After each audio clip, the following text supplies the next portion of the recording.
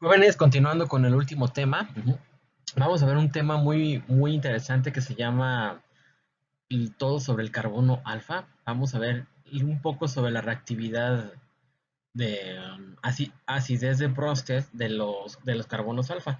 Y de todo esto vamos a llevar a cabo muchas reacciones de condensación, ¿ok? Y sustituciones en sustituciones en la posición alfa de compuestos carbonílicos, ¿ok? Entonces, todos los compuestos carbonílicos, su posición alfa, vamos a ver toda la reactividad. Acuérdense, aquí pongo un ejemplo: alfa, la beta, esta es la gamma, esta es la delta. Entonces vamos a ver qué características en especial tienen estas posiciones alfa, ¿ok?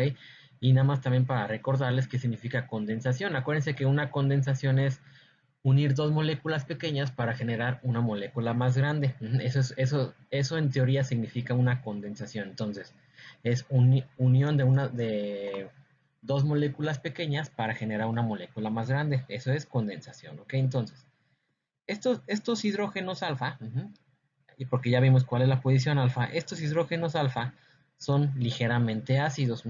Entonces yo puedo tener una base. Vamos a ver qué características va a tener esa base que puede abstraer y voy a formar un anión. Ok, esta base conjugada ya sabemos que va a estar estabilizado por resonancia.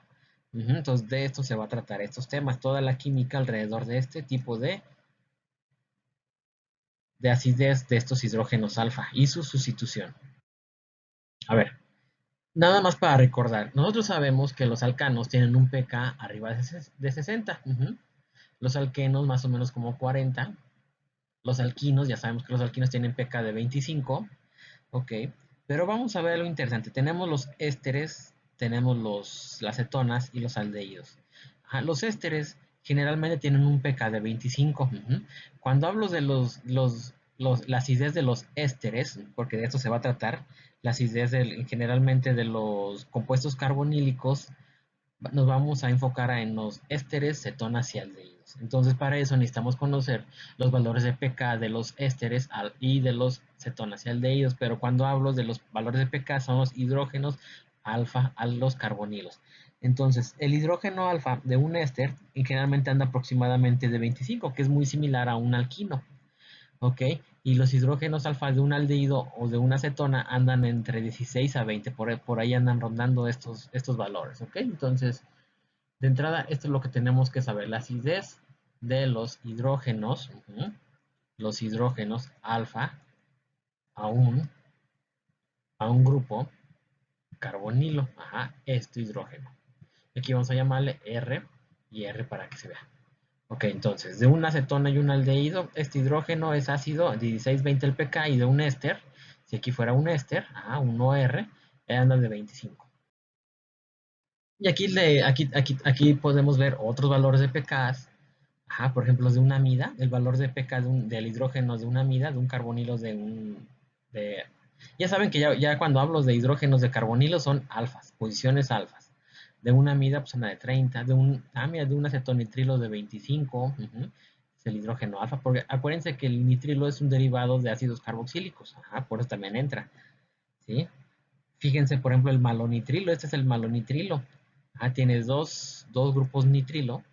Tiene un pK de 11.8. Los nitrometanos, los nitros, estos nitros, los hidrógenos a un nitro, alfa a un nitro tiene de 8.6.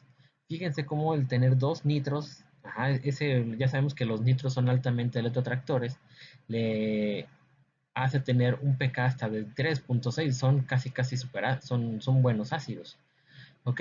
Pero vamos a ver acá, esta parte. Entonces, una amida de 30, de un éster de 25, de una acetona alrededor de 20 y de un aldehído alrededor de 17. Son los valores de pK. Pero también algo muy interesante que tenemos que andar observando son los valores de compuestos dicarbonílicos. Esto es un dicarbonilo. Dicarbonilo. Ajá. Es la posición alfa. Estos hidrógenos andan alrededor de 13.3, de este, por ejemplo, de 10.7. Este es un diéster. Este es un éster cetona de 10.7. Este son ya un compuesto dicarbonílico ya son dos cetonas, 8.9 y 5.9. Entonces, estos, por ejemplo, los compuestos dicarbonílicos, que es lo que vamos a ver casi al final de estas clases, vamos a jugar con estos pKs. para llevar a cabo reacciones de sustituciones, ¿ok? Entonces, sí es muy importante que vayan observando y vayan viendo más o menos cómo van los valores, por ejemplo, de la amida, que ya vimos de 30, de un éster, cetona, aldehído, pero también de compuestos dicarbonílicos, ajá, un diéster, éster cetona, una dicetona, un éster aldehído, ajá, para que vean cómo cambia ya el hecho de tener otro grupo carbonilo y cómo se explica toda esa disminución de la acidez. Ajá, acuérdense que entre más bajo es el pK, más ácido es. ¿Cómo se explica? Pues es la estabilización de la base conjugada, ese es por un lado. ¿Ok? O el efecto electrotractor de los grupos que están unidos al hidrógeno alfa.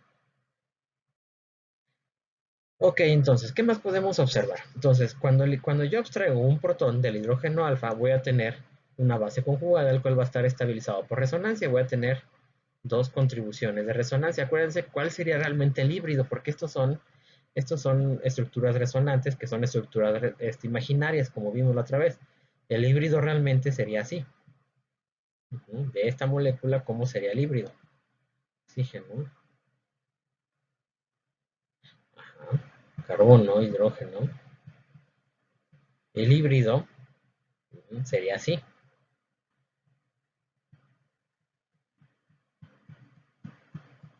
Ajá, y la carga negativa aquí. O sea, ¿qué quiere decir? Que está deslocalizado tanto en esta posición como en esta posición. Este es el famoso híbrido de resonancia. ¿Qué más? ¿Qué más podemos ver? ¿Por qué son bajos los... ¿Por qué son ácidos, más ácidos estos compuestos dicarbonílicos, por ejemplo, estos dos? Pues porque tienen estructuras de resonancia. Acuérdense, aquí tiene una parte, su base conjugada está estabilizado tanto por este lado o por el otro lado del carbonilo. Entonces tienes dos estabilizaciones extras, estos compuestos dicarbonílicos. Esta es la base conjugada que se puede estabilizar tanto por este carbonilo o por este carbonilo, que por eso tienen valores de pK más ácidos, ¿ok? Más bajos. Vamos a ver un tipo de equilibrio, un tipo de equilibrio que en general se lleva a cabo entre cetonas y aldehídos, o cetonas o aldehídos. Se le llama tautomería ceto-enol. Ajá, tautomería ceto-enol. Este equilibrio resulta que uno de los hidrógenos en la posición alfa migra hacia el átomo del oxígeno del carbonilo, habiendo un equilibrio entre un isómero con otro. Ya habíamos visto, ajá, que cómo identificar un enol. Esto ya hemos trabajado los enoles cuando estuvimos viendo, creo que en alquinos. Cuando estábamos viendo, creo que hidrataciones de los alquinos, se formaba un enol en el cual se isomerizaba a la acetona o aldehído. Entonces aquí vamos a ver toda esa parte. Vamos a ver entonces la tautomería cetonol, que es una forma de equilibrio entre dos isómeros. Ajá, los tautómeros, acuérdense que son isómeros constitucionales, en donde, en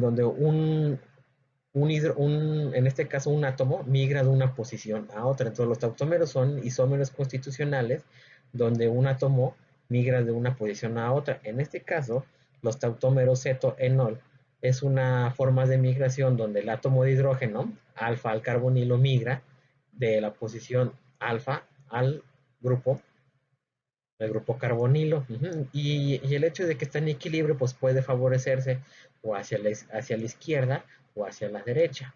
¿Sale? Entonces van a estar en equilibrio. Entonces es muy importante que reconozcan y que entendamos la importancia de una tautomería cetonol. Entonces recuerden, un hidrógeno en la posición alfa puede migrar ajá, hacia el oxígeno formando uno de esos isómeros. Ese isómero es conocido como enol.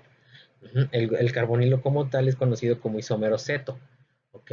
Y en general, por ejemplo, si yo tengo una cetona, estos equilibrios de tautomerías, por ejemplo, todas las cetonas o aldehídos siempre van a estar en equilibrio, pero en general se favorecen siempre a estar en la forma ceto. Por ejemplo, esta cetona, esta ciclohexanona, pues el 99.99% se encuentran en forma ceto. Y en la forma enólica, pues tan solo 0.01%. O sea, obviamente está predominando todo para acá. ¿Ok? Igual está aldehído. Este aldehído Generalmente el 99.95% de moléculas se encuentran en la forma ceto, cuando el 0.05% se encuentra en la forma enólica. Entonces, lo que estamos viendo son equilibrios, vamos a ver equilibrios ceto-enol, ¿ok? En donde yo puedo ver equilibrios tautoméricos. Entonces ya vimos que es un tautómero, son isómeros constitucionales donde un átomo migra de una posición a otra, y eso lo vimos el año pasado. Por ejemplo, si yo tengo un dicarbonílico, si se fijan, ya el hecho de tener ya un dicarbonílico, el isómero ceto ya no predomina tanto, ya predomina un 85% y el equilibrio enol a un 15%. Muevan uno de estos hidrógenos a cualquiera de los dos oxígenos, ajá, para formar el isómero enol, el tautómero enol o isómero enol.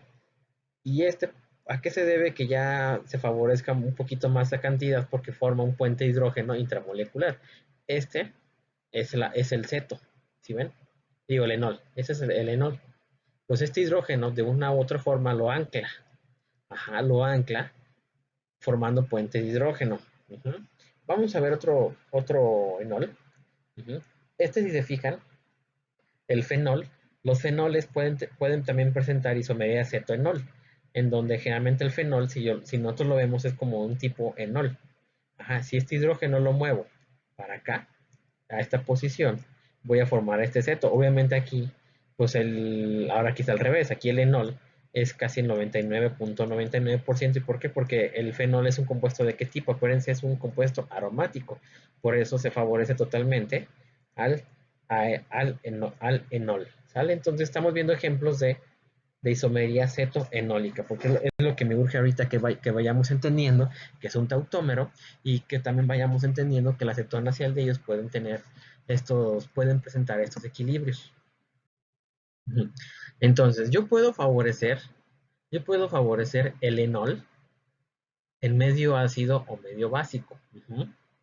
Si uno de, acuérdense que este es el hidrógeno. Si yo le meto cantidades ácidas, un poco medio ácido o base débil, pero generalmente es el medio ácido, yo puedo favorecer la forma enol. Ujú.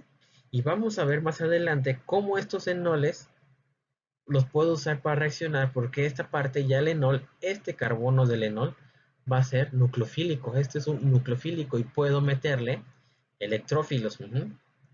Asimismo, si yo al acetona o aldehído, mientras haya un hidrógeno alfa, le pongo una base muy fuerte, ese enol se va a conocer como enolato. Como enolato. Y vamos a ver que este carbono también es altamente nucleofílico. Ajá, es altamente nucleofílico.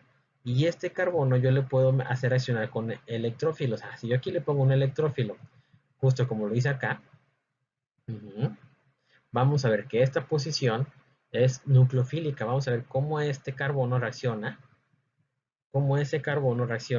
con el electrófilo, para poder llevar a cabo sustituciones en la posición alfa. Entonces, lo que vamos a ver es cómo llevar a cabo reacciones en sustituciones en posiciones alfa de cetonas o aldehídos.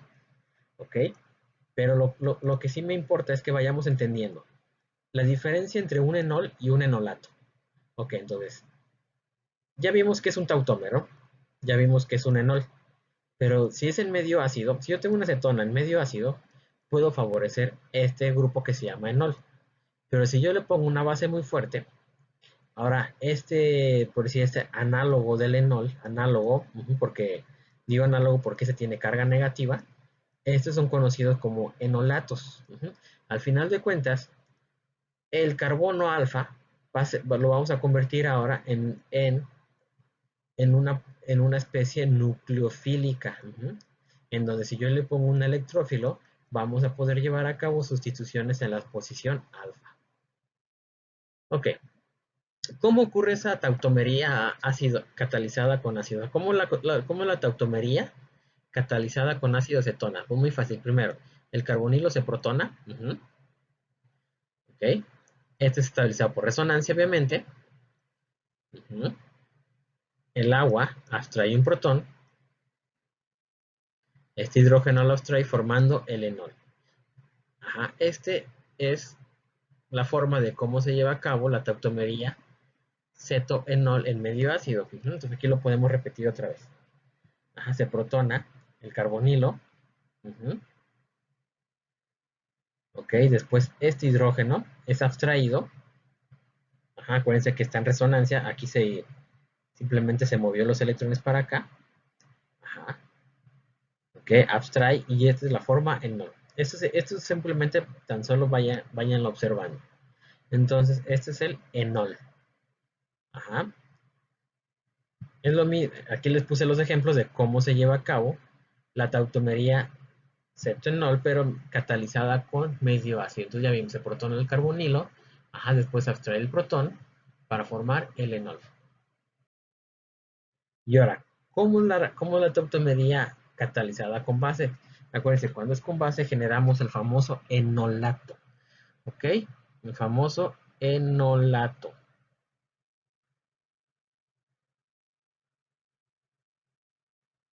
Entonces lo que hacemos es, ahora la base abstrae el hidrógeno alfa, forma este enolato, ese es el famoso enolato, ¿ok? En el cual el oxígeno se protona para formar el enol. Aquí lo podemos ver, acuérdense, el hidrógeno alfa al carbonilo es ácido, entonces la base abstrae el protón, formando el ion enolato, que va a estar en resonancia, acuérdense, está en equilibrio, este para acá, se va para acá, ajá, se protona y forma el enol. Ok, entonces ya vimos la diferencia entre irnos por el enolato y irnos por el enol. El enolato, el carbono alfa, ya queda con carga negativa porque se le abstrajo un protón, ¿ok? Y aquí podemos ver, por ejemplo, el enol, como este carbono del enol, ese es el carbono alfa del enol es rico en electrones.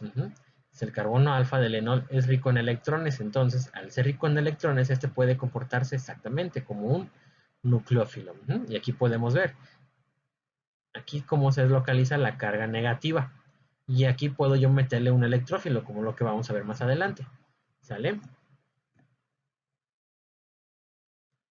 Entonces, ¿cuáles serían esos equilibrios ceto-enol? Por ejemplo, si yo le pongo un medio ácido,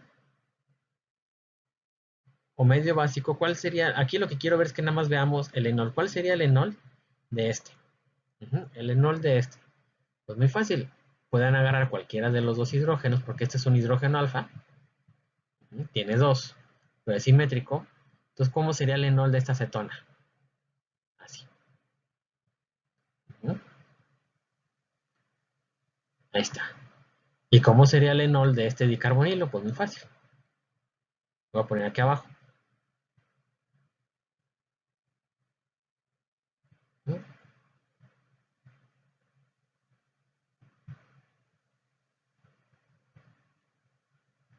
Ahí está, ¿sale? Puede ser lo mismo por este lado o por este lado, exactamente lo mismo, ¿sale? Nada más este ejercicio lo único que quiero es que vayan identificando cómo dibujar la forma ceto y cómo dibujar la forma enol, porque es muy importante que entiendan ustedes el dibujar y comprender la estructura enol y estructura ceto. Por ejemplo, ¿cómo quedaría la estructura ceto aquí? Aquí el enol, generalmente cuando haya, porque ustedes van a decir, profe, pero estos también son posiciones alfa. Es algo que se me lo comentan en los carbonilos, el enol en general se va a ver aquí. Es aquí donde el hidrógeno es el que se mueve, ¿sale? Se tautomeriza. Entonces, la forma enol de un dicarbonílico sería de esa manera. Aquí dejo el carbonilo, me voy por el otro lado, nuevo enlace,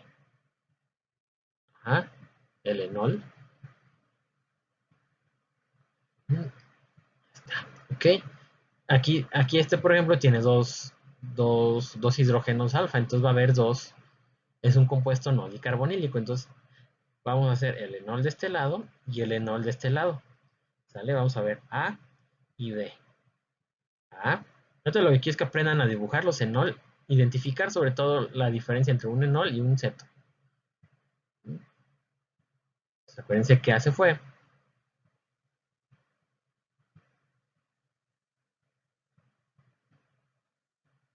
Está. Y B, ¿cómo quedaría?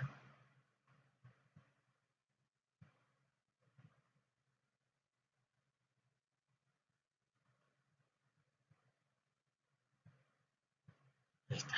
¿Sale? Ya después vamos a ver cómo favorecer los de un lado, cómo favorecer los del otro lado. Ujú. Porque si se fijan, este null está más sustituido que este null, ¿sí o no? ¿Sí? Véanlo así, ves como un doble enlace. Ujú. Esto es un enlace, es un disustituido y este es un trisustituido. Ajá, entonces vamos a ver cómo favorecer los enoles más sustituidos con respecto al otro. Entonces vamos a ver los enolatos, ¿ok? Entonces si yo tengo un medio básico, ya saben, abstraigo el protón y formo el ion enolato que va a estar estabilizado por resonancia. Este enol, el hecho es de que el oxígeno, aquí hay dos sitios nucleofílicos, ajá, y lo sabemos. Hay el sitio nucleofílico por parte del oxígeno, que puede llevar a ataque o ataque en el oxígeno o ataque en el carbono. Generalmente, las reacciones que más se llevan, que se favorece son ataques en los carbonos, ¿ok? En los carbones alfa. Es muy rara vez, es muy raro encontrar en la literatura en donde el oxígeno ataca al electrófilo. Generalmente estos se van a llevar a cabo cuando el electrófilo tiene silicio. Porque acuérdense que el oxígeno le encanta el silicio, pero bueno, eso es otra cosa, eso no me voy a meter. Entonces vamos a ver, entonces ya vimos que los enolatos tienen dos sitios nucleofílicos, tanto el oxígeno y este carbono, que puede llevar a cabo el ataque en el oxígeno o el ataque en el carbono. Entonces vamos a centrarnos aquí en el ataque en el carbono, porque ya sabemos que este carbono es nucleofílico. Entonces, ¿cómo se lleva a cabo la sustitución alfa? Vamos a ver reacciones de sustitución alfa por medio enolatos. ¿Por qué? Porque le pongo una base. Tengo la base, abstraigo el protón y genero el enolato. Le pongo un electrófilo y lo sustituyo. Vamos a ver la naturaleza de estos electrófilos. Por ejemplo, vamos a ver cómo un enolato se adiciona a cetonas y aldehídos, ¿ok? Entonces, repito, lo que vamos a ver es cómo varía la naturaleza de estos electrófilos para que podamos sustituir en las posiciones alfa, ¿ok? Alfa. Acuérdense, un electrófilo, cualquier especie con deficiencia en electrones, ¿vale? En este caso vamos a comenzar por, pues, ¿qué conocemos de electrófilos? Ah, pues un carbonilo. Un carbonilo, ya sabemos que el carbono del carbonilo es una especie deficiente en electrones. Entonces, por aquí vamos a empezar a comenzar esta clase entonces. Ya sabemos cómo se forman los enolatos. Mediante la base abstrajo, forma el enolato, ¿vale? Entonces, ya todo esto me lo voy a saltar. Entonces, un enolato, pues, si yo le pongo una acetona o aldehído, puede ser cetona o aldehído. Esta química ya la hemos visto. Se forma el alcohóxido y después se protona. Entonces ya vimos la primera reacción, donde un enolato ataca a una acetona y aldehído. Y esas reacciones pues ya las conocemos.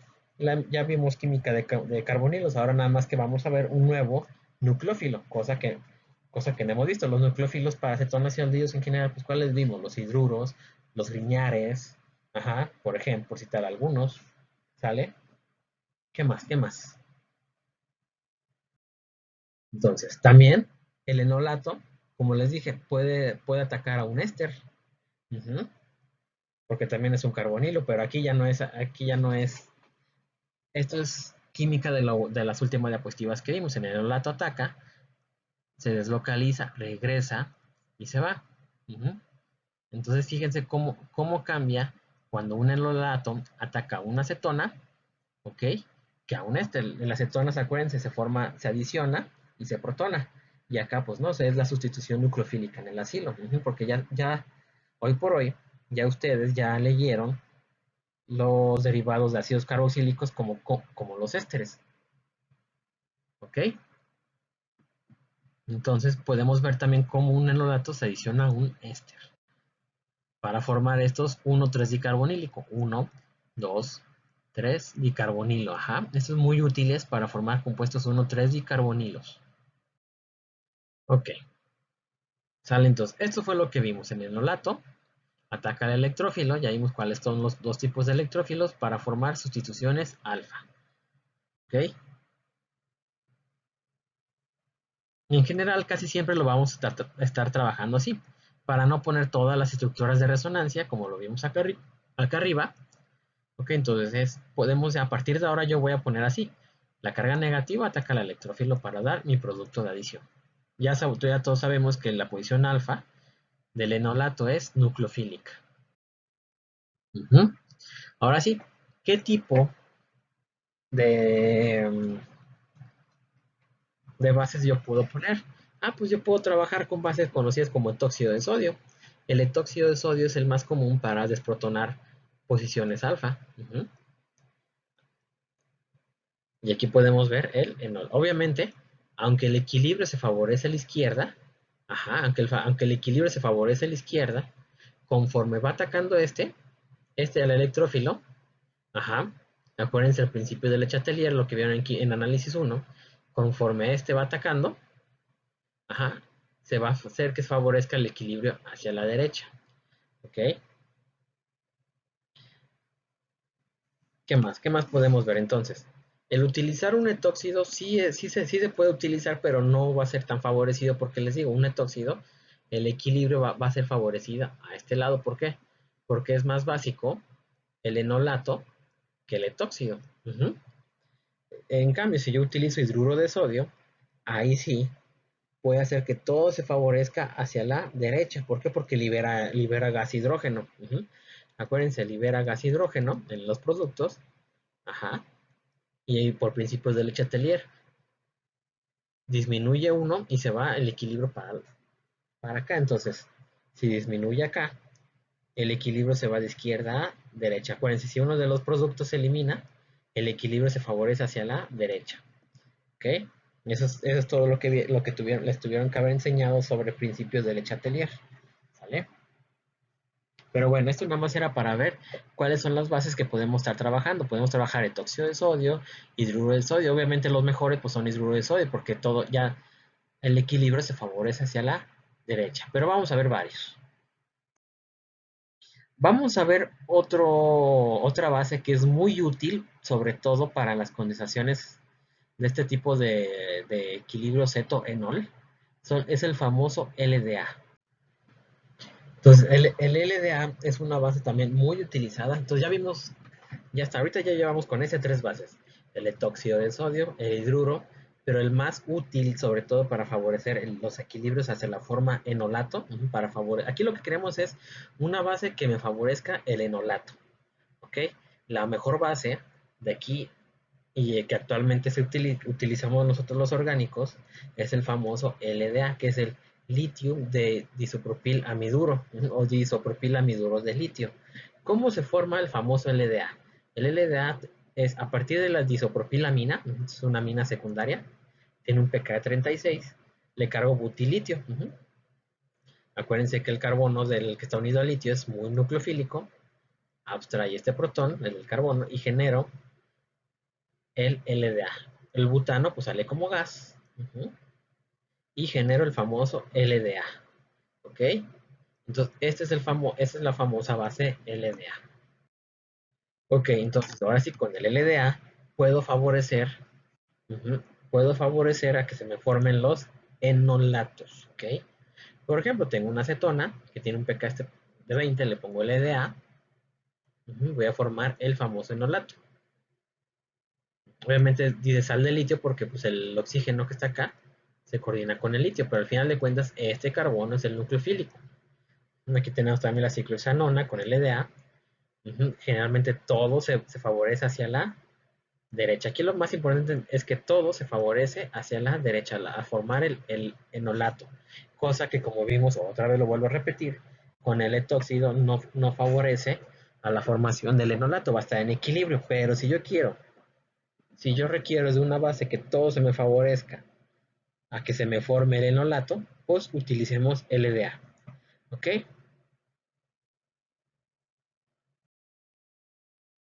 ¿Qué más? ¿Qué más? Ujú.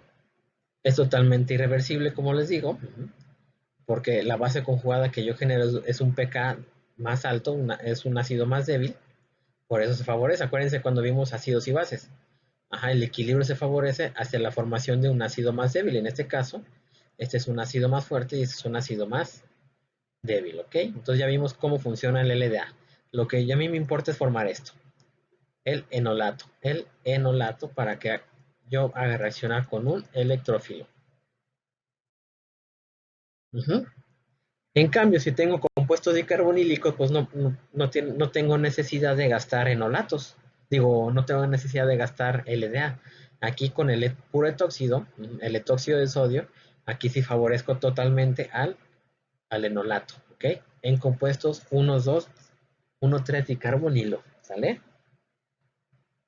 ¿Por qué? Porque el pK de un compuesto dicarbonílico, por ejemplo, está alrededor de 9 y genero un pK de 15.9. Entonces el equilibrio se favorece hacia la formación del ácido más débil, que en este caso es en este caso el etanol. Por lo tanto, para 1,3 dicarbonilos, pues no hay necesidad de utilizar LDA, sino con el puro etóxido, ¿sale?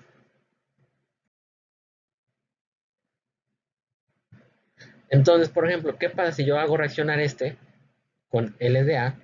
Entonces, ¿qué es lo que se me va a formar? ¿Cuál sería el enolato? Pues muy fácil, el enolato sería este, con carga negativa, carbonilo, carbonilo. ¿Vale? Este, por ejemplo, si hago reaccionar con LDA, ¿cuál sería el enolato? Este pues no tiene hidrógenos alfa, como ven. Entonces abstrae este protón. ¿Sale? Entonces, ¿cuál sería el enolato? El enolato sería este.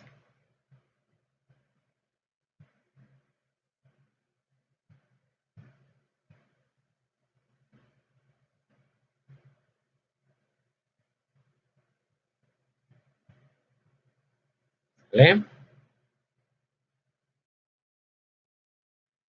Ahora, como ya sabemos cómo formar enolatos, vamos a ver ahora cómo alquilar esos iones. Porque sabemos que este hidrógeno, digo, este carbono lo podemos hacer nucleofílico. ¿Cómo entonces? Lo que hacemos es LDA, THF, el THF es disolvente, entonces lo hacemos reaccionar con LDA, formamos el enolato. Este, obviamente, pues está en resonancia, pero es lo mismo, se protona. Este ataca aquí. Este es un SN2 y esta es una forma de alquilar. Ok, aquí podemos ver otra vez. El LDA se protona, desprotona, más bien desprotona este. Formo el enolato, ataca y alquilo. Entonces ya es una alquilación en la posición alfa. Es alquilación de iones enolatos, ¿sale?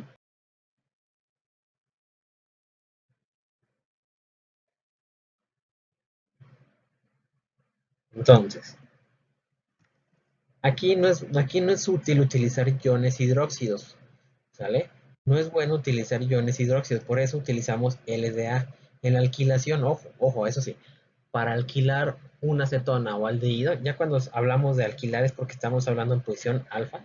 Para alquilar en la posición alfa de acetona o aldehído, si yo utilizo como base hidróxido de sodio, hidróxido de potasio, va a estar muy complicado que obtengamos este como mayoritario, sino en general va a trabajar este. ¿Por qué? Porque el ion hidróxido, pues en vez de abstraer aquí el protón, va a atacar al electrófilo. Entonces, para una alquilación directa, ajá, es mejor utilizar LDA, ¿ok? También, algo que no son muy buenos para alquilar directamente son los aldehídos. Entonces, para alquilar es preferible comenzar con una acetona nada más. Los aldehídos van a dar otro tipo de reacciones secundarias cuando se trata con LDA. Entonces ya vimos, una base como hidróxido de sodio, hidróxido de potasio no es muy bueno utilizar, ya vimos por qué. Sale, entonces para alquilar una acetona es utilizar un LDA. Ok, entonces aquí otro ejemplo. Aquí ya alquilé, porque eso ya lo vimos, ya formé el enolato, este es el enolato, porque lo abstraje el protón con el LDA. forma la SN2, hace la SN2 y se alquila. ¿Sale? Y esta es la reacción general. Abstraigo el protón de la acetona para formar el enolato, como vimos aquí. Y como segundo paso, que es este, es la SN2. ¿Ok?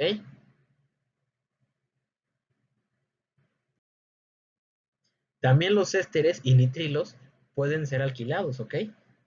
Los aldehídos ya vimos que no son buenos, pero también los ésteres y los nitrilos. Por ejemplo, este hidrógeno, acuérdense que es alfa, también ya lo vimos. Este hidrógeno es ácido, perdón. Este hidrógeno, alfa nitrilo, también es ácido, entonces también los puedo alquilar. Le pongo LDA seguido de yoduro de metilo y lo alquilo. Porque aquí formaría obviamente el enolato. Aquí también generaría esa especie de enolato. ¿Sale? Pero exactamente lo mismo, genero el enolato, hago una SN2 y la. Si todavía tienen dudas, vuelven a regresar para atrás. ¿Sale? Ya más es muy sencillo. Aquí lo que quiero es ver que aprendan cómo generar iones enolatos. Y lo que estamos viendo ahorita es alquilación de iones enolatos. Ok, entonces, ¿qué tipos de base se requiere para llevar a cabo esta reacción? El LDA. ¿Sale? Que abstrae este protón. Uh-huh. Y acuérdense el mecanismo, entonces abstraería el LDA, el protón del hidrógeno, genera el enolato, carga negativa, y ahora sí, le cargamos este bromuro de bencilo,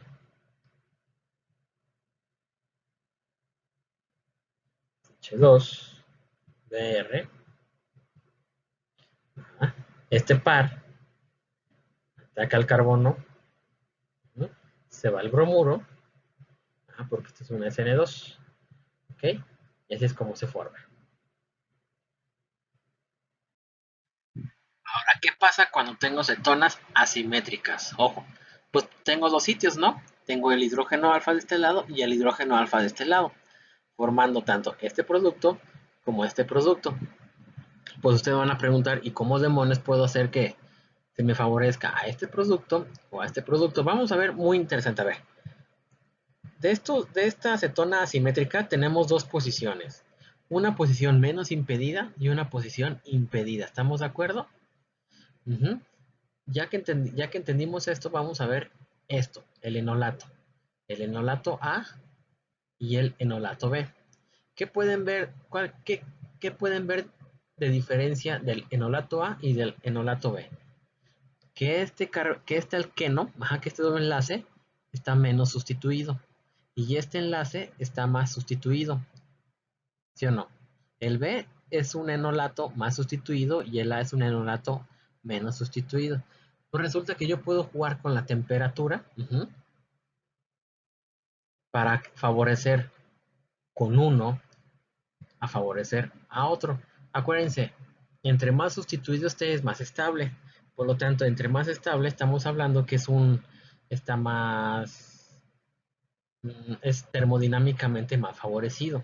Pero este, por ejemplo, que no es tan estable, pero es el que se formaría más rápido, ¿sí o no? Si ustedes usan la lógica para este enolato, uh-huh, el enolato menos impedido es el más rápido en formar, porque le va a gustar al sistema, pues abstraer el protón del hidrógeno menos impedido que del más impedido, y como le va a gustar hacer más rápido esto, voy a tener que es un producto cinético. Uh-huh. En cambio, este producto en donde se me forma el enolato más estable, porque es el alqueno más sustituido, por así decirlo, va a ser más estable. Y cuando hablamos de estabilidad, estamos hablando de termodinámica. Por lo tanto, voy a tener un producto termodinámico. Termodinámico. Entonces, ¿quién sería más estable? ¿Este o este? Estamos en el A o el B. Obviamente el producto B va a ser más estable porque proviene de un enolato más sustituido. ¿Y quién es el producto menos estable, pero que sería en teoría en formarse más rápido? Pues el menos estable es el cinético, así se le conoce. El menos estable es este, el cinético, porque el enolato, si se fijan, es el menos sustituido.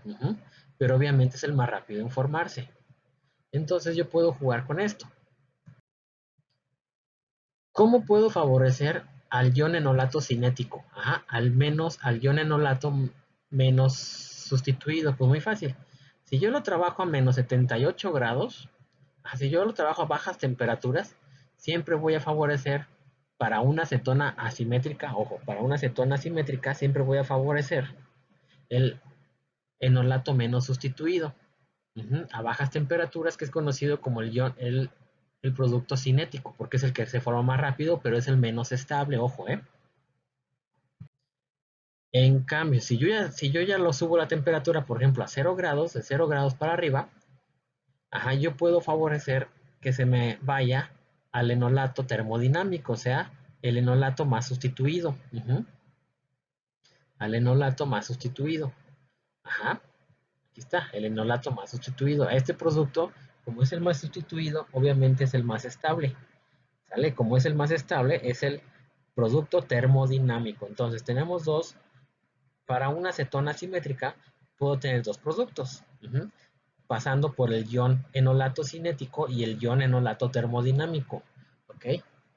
A bajas temperaturas de menos 78 grados yo puedo formar enolato cinético, pero a 0 grados para arriba yo puedo formar en enolato cinético, termodinámico. Perdón. Ajá. Y termodinámico porque se va a ir por el más sustituido. ¿Estamos de acuerdo? Y aquí podemos ver el diagrama de energía. Ajá. Graficamos energía con base libre de Gibbs, en donde si yo tengo la base puedo abstraer, ya ven, este o este. Entonces, a bajas temperaturas, se forma más rápido el cinético. A bajas temperaturas se forma más rápido el cinético, porque la energía de activación es más baja, ¿sí o no? Esta energía de activación es más baja y el que tenga la energía de activación más baja es el más rápido. En cambio, es el más rápido, pero el menos estable, ¿sí ven? En cambio, el que tiene la energía de activación más alta, es el termodinámico y por lo tanto es el más estable de producto, porque de energía, quién es de más baja energía? ¿El cinético o el termodinámico? Pues obviamente el termodinámico es el de más baja energía. Ajá. ¿Y por qué se favorece a menos 78 grados? Porque a menos 78 grados, en la base tiene la energía suficiente para poder irse por este camino, por el cinético. A menos 78 grados, ajá, es la energía suficiente para que abstraiga este protón. Pero si yo ya le subo la temperatura, entonces yo ya le voy a dar energía al sistema para que alcance esta energía de activación. Por eso a 0 grados ya es más que suficiente para que se me vaya por este lado, por el termodinámico. ¿Ok? Por eso en cinético la se llevan a menos 78 grados. Por eso son a menos 78 grados para que se vaya por esta vía. Ajá, que es la energía de activación más baja, pero el más inestable. Pero si yo ya le cargo más energía, o sea, más temperatura, pues me va a hacer que se me vaya para esta vía, formando el producto termodinámico más estable, ¿sale? Por ahí se va. Por eso se requiere jugar con las temperaturas. A ver, entonces, ¿cómo quedaría esta reacción? Por ejemplo, tengo acetona. Le cargamos LDA y después le cargamos este producto. Entonces, la acetona ya sabemos cuál es. Esta es la acetona. Es una acetona simétrica. Es una acetona simétrica. Entonces, ¿el producto cuál sería? Sustituyo uno de estos. ¿El producto cuál quedaría? Ya el mecanismo de reacción ya no se los voy a explicar, ya lo hemos visto, ya es muy fácil. Abstraigan el protón, forman el ion enolato y luego la SN2. Entonces, aquí uso hidrógeno, hidrógeno y aquí es donde se pega. H2, CH, doble enlace y CH2. ¿Vale? Ese sería el producto. Vamos a ver este, LDA. Híjole, este está interesante porque aquí tengo, es una acetona simétrica por aquí y por aquí.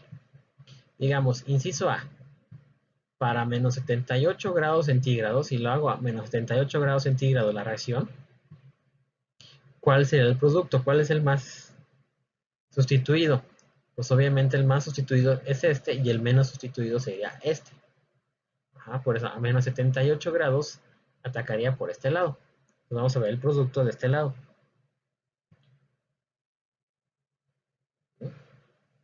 Que es el producto cinético, el menos estable, el menos sustituido.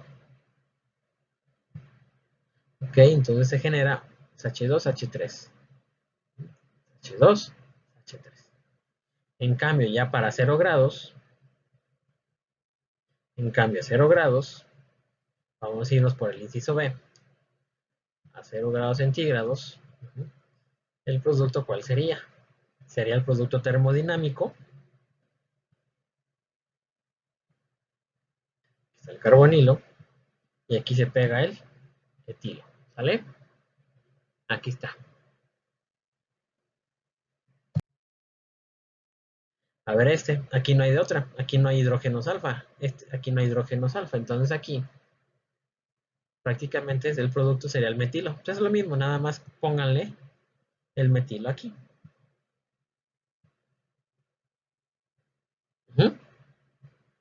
El yoduro de metilo. Sale, vamos a ver ahora halogenación en alfa de cetonas, ¿ok? Hace rato vimos alquilación, ahora vamos a ver halogenación en la posición alfa. ¿Y a qué me refiero? A ver, si yo tengo una cetona, en medio básico aquí sí le puedo poner este hidróxido de potasio y un halógeno cloro, bromo y yodo, voy a formar una alfa alocetona. Alfa alocetona, ojo. Entonces, tengo cloro, medio básico en agua, medio básico. Entonces, se halogena unos de los hidrógenos, se intercambian para formar este. Se halogena en la posición alfa. ¿Cómo es el mecanismo? Igual, la base desprotona a este. Forma el ion enolato. El ion enolato ataca al halógeno, acuérdense que puede ser cloro, bromo, yodo, y halógeno. Es lo mismo que vimos, pero ahora en vez de un halogeno de alquilo para una CN2, ahora va a ser un halógeno. Y aquí está el ejemplo. Abstracción, ataque del ion enolato. Ya pueden ponerlo aquí directo, así, para evitar formar para que ustedes eviten en dibujar este. Ataca y se va. Esta es una también, esta es una SN2.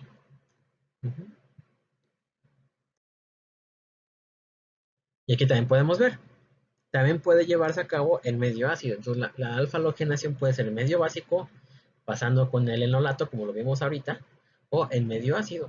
Aquí lo podemos ver. En medio ácido se halogena la posición alfa. En este caso es bromo, pues es bromo. Si fuera cloro, pues es cloro. Si fuera yodo, pues es yodo. ¿Cómo va el mecanismo de reacción, pero ahora para una halogenación en medio ácido? Igual, formamos el enol. El carbonilo se protona, forma el enol, y ya está. Después, el par de electrones se mete, ataca, se va, después se desprotona este, y aquí está. Ojo, si aquí observen muy bien, en medio ácido nunca va a haber intermediarios con carga negativa, ¿sí ven? En cambio, y en el ion enolato no había intermediarios con carga positiva, ¿sale? Entonces, ojo, es muy diferente halogenar en medio, no es lo mismo halogenar en medio ácido que en medio básico porque el mecanismo de reacción cambia. En un medio básico siempre va a haber intermediarios negativos y en medio ácido intermediarios con carga positiva, como lo vimos aquí, ¿sale? Entonces primero se forma el enol y el enol se broma, ataca en la posición alfa y ya, ¿sale? Y aquí les dejo el mecanismo de reacción. ¿Sí? Es nada más que ustedes lo hagan en su libreta para que lo entiendan. Ahora, ¿qué pasa en este caso cuando tengo una cetona asimétrica?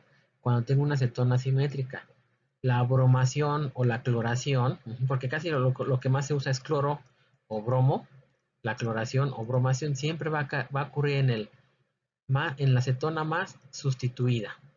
En el lado más sustituido. ¿Quién es el más sustituido? Pues aquí. ¿Sale? Este más sustituido, más estable, y aquí no. ¿Sale? Entonces, la bromación y la cloración siempre se va a favorecer en la cetona, en el carbono alfa más sustituido. ¿Sí? Así está mejor, en el carbono alfa más sustituido. ¿Ok?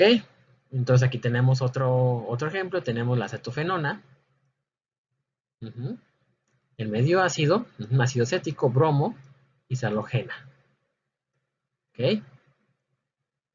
O cloración, el medio ácido es ácido acético y se halogena. Si yo le pongo dos equivalentes, pues se me va a diclorar. Si le pongo un equivalente, ojo aquí. Esto es lo que nos quiere mostrar el autor. Ojo, ojo.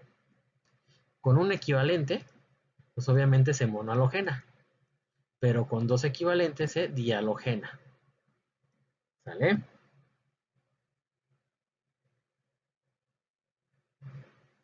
En cambio, si yo quiero, esos son para acetona, los aldehídos no van a funcionar porque los aldehídos en presencia de los halógenos los va a oxidar al aldehído al ácido carboxílico. Entonces los aldehídos no se pueden halogenar en la posición alfa. Ojo, entonces los aldehídos no llevan a cabo halogenación en posición alfa.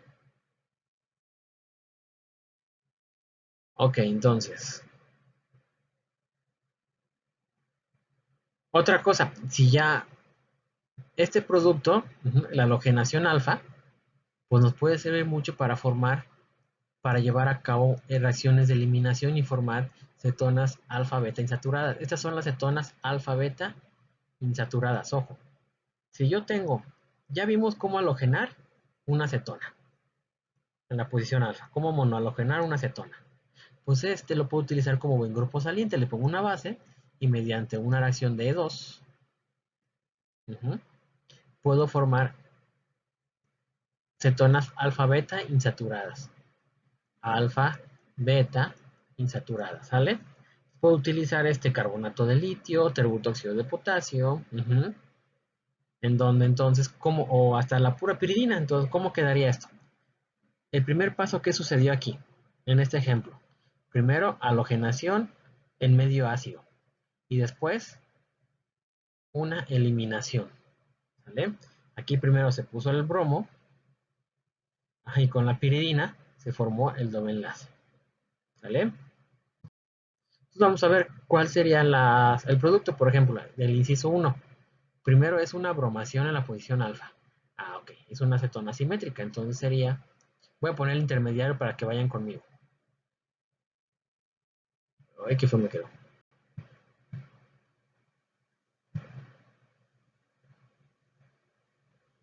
No, está bien. Y quedaría... está feo.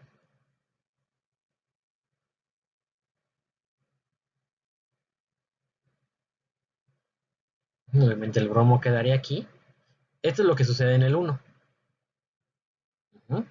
Y en el 2, ya con piridina, entonces el producto real, el que deben de dibujar sería este.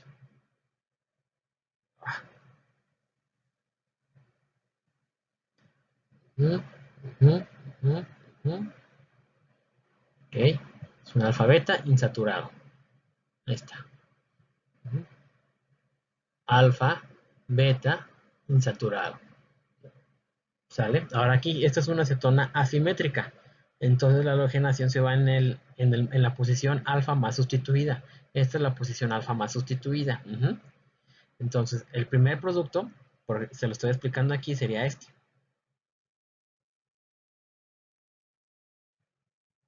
Entonces, una alfa halogenación en medio ácido. Aquí está el bromo. Y obviamente, como segundo paso en piridina, entonces el producto sería este.